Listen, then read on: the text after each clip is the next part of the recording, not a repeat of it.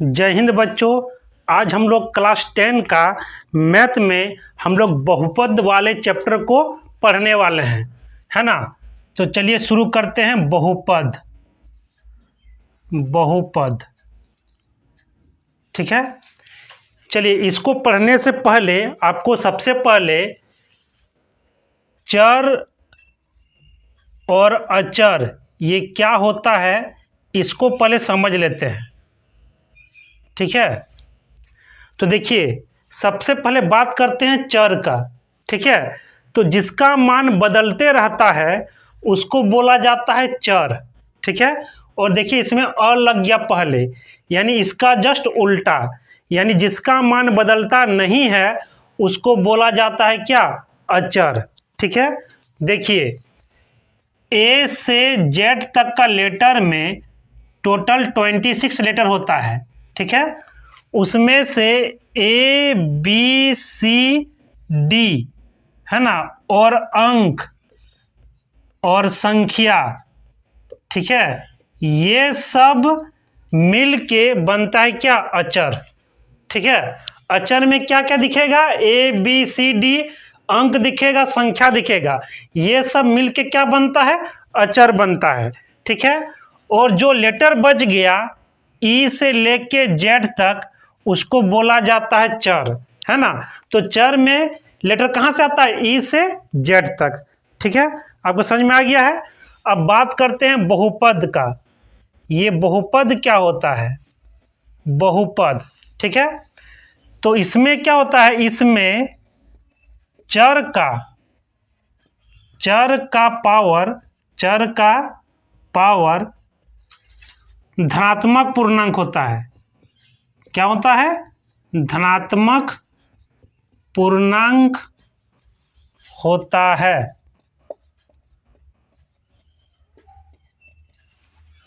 इस धनात्मक पूर्णांक का मतलब हुआ 1 2 3 4 5 6 7 8 9 10, जितना आप पढ़ सकते हैं, ठीक है। तो देखिए, इसको हम एग्जाम्पल समझते हैं। जैसे में लिखा हुआ है x² प्लस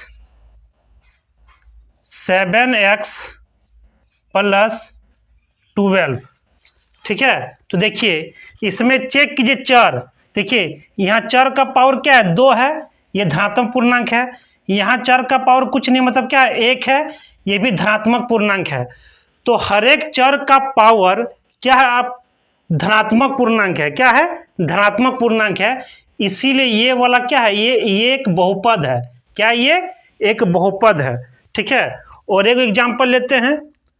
जैसे 2x के पावर 4 प्लस 3x के पावर 3 प्लस 5x के power square plus 9x plus 10, मान लीजिए कोई एग्जाम्पल ले लिए, ठीक है। तो देखिए, यहाँ चर का पावर देखिए, यहाँ चर का पावर 4 है, धनात्मक पूर्णांक है। यहाँ भी चर का पावर 3 है, धनात्मक पूर्णांक है। यहाँ चर का पावर 2 है, धनात्मक पूर्णांक है। यहाँ चर का पावर 1 है, ये भी धनात्मक पूर्णांक है ना। यानी हर एक चर का पावर धनात्मक पूर्णांक है, इसीलिए ये भी एक क्या है, एक बहुपद है, ठीक है।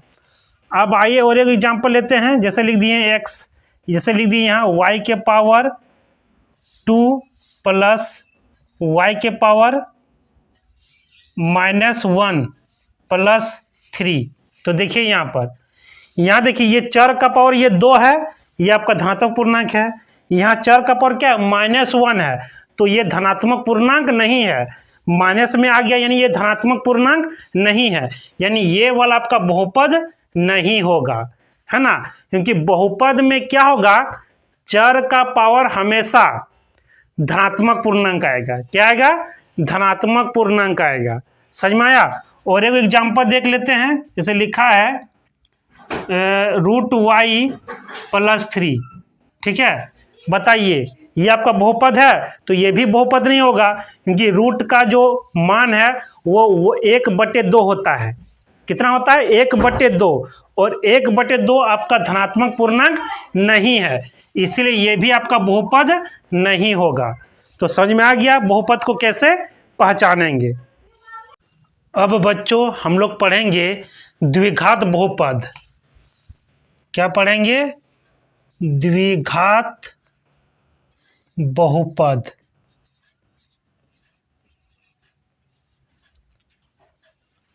आइए अब सबसे पहले हम लोग ये जान लेते हैं कि द्विघात बहुपद क्या होता है।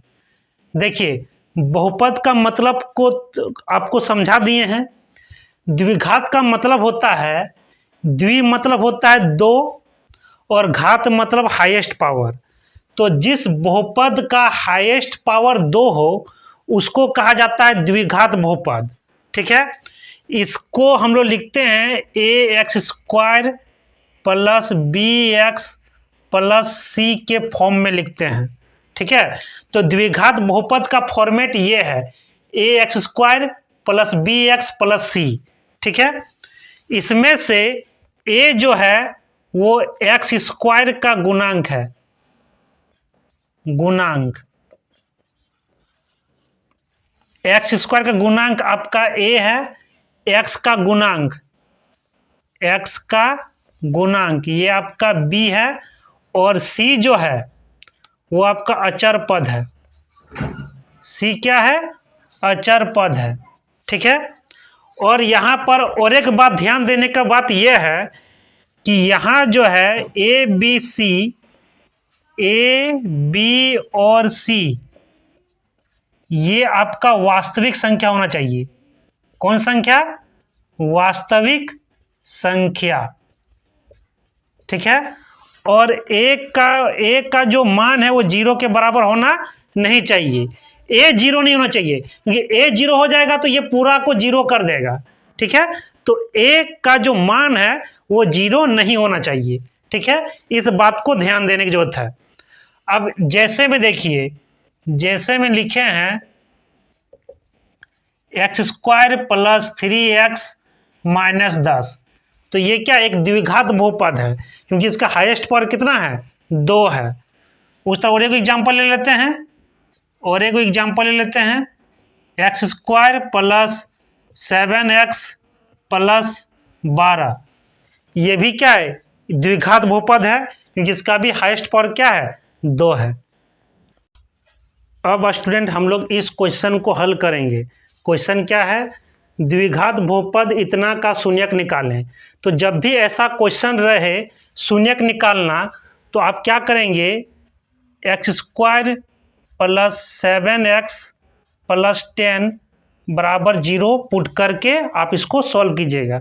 ठीक है, जब भी आपको शून्यक निकालना बोले, है ना, जब भी आपको कहे शून्यक निकालने, तो आप इसको इस तरह रख के उसके बाद आपको क्या करना है? इसको हल करना है। ठीक है, कैसे हल करेंगे? ये जो लास्ट वाला जो पद है 10, और यहाँ पर जो आगे में सबसे नंबर जो रहेगा उससे गुना करना है। तो 10 और यहाँ आगे में कुछ नहीं, मतलब 1, तो 10 को 1 से गुना करेंगे तो आएगा 10। अब 10 को आपको तोड़ के यहाँ कितना लाना है? 7। तो इसको हम ऐसे तोड़ सकते हैं, 5 दूनी 10, और 5 और 2 को जोड़ेंगे तो हो जाएगा आपका क्या? 7। और यहाँ प्लस है तो देखिए यहाँ भी प्लस, और सबसे पहले बड़ा को लिखिए, उसके बाद आप किसको लिखिएगा? छोटा को। पहले बड़ा उसके बाद छोटा। तो क्या होगा? देखिए यहाँ पर x² plus 5x plus 2x plus 10 बराबर 0। अब यहाँ पर जोड़ा जोड़ा बनाइए, और देखिए कॉमन है तो उसको निकालिए।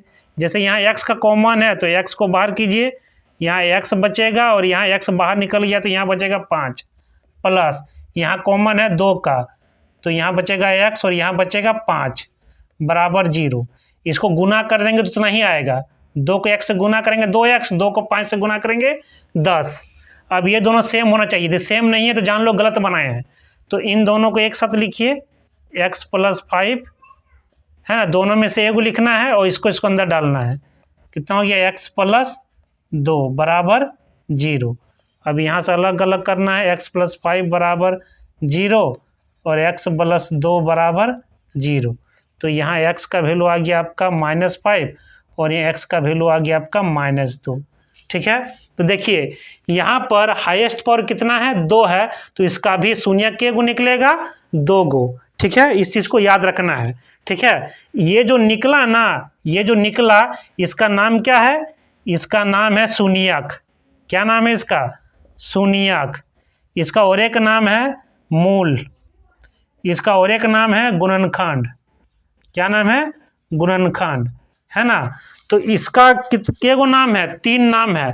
या तो इसको जो आंसर निकला उसका 3 नाम, या तो उसको शून्यक बोलिए, या मूल बोलिए, या गुणनखंड बोलिए, तीनों एक ही चीज है।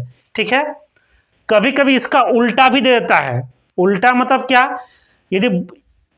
यदि आपको बोलेगा x ये -5, क्या -5 इसका एक शून्यक है?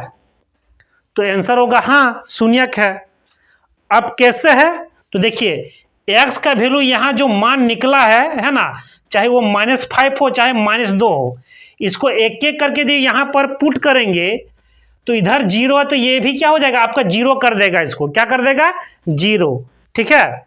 तो याद रखिएगा, है ना। यदि क्वेश्चन इस तरह पूछे क्या x बराबर -5 इस बहुपद का शून्यक है, तो आप इसको पुट करके देखिए।